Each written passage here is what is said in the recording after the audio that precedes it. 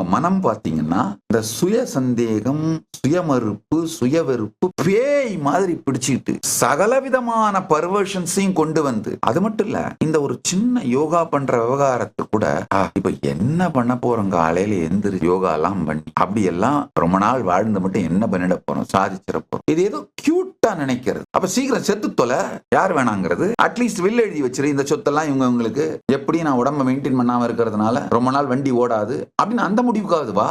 அதுவும் வரமாட்டோம். அதாவது அந்த அளவுக்கு சாவ நேரடியா பார்க்கறதுக்கெல்லாம் தைரியம் இல்லை. ஒரு விதமான மாயை கிரீட்லயே தொங்கிட்டு இருக்கிறது.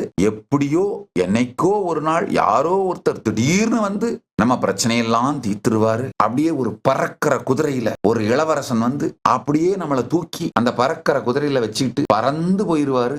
அந்த லோகத்துல எல்லா பிரச்சனைகளும் தீர்ந்துரும், ஜாலியா இருக்கலாம், ஹாப்பிலி எவர் ஆஃப்டர் வாழலாம் அப்படின்னு லூசுத்தனமா இந்த கற்பனையிலேயே வாழ்ந்து செத்து போயிடுறது. நீங்கள் தான் உங்களை உயர்த்த வேண்டும், நீங்கள் தான் உங்கள் வாழ்க்கையை மாற்ற வேண்டும்.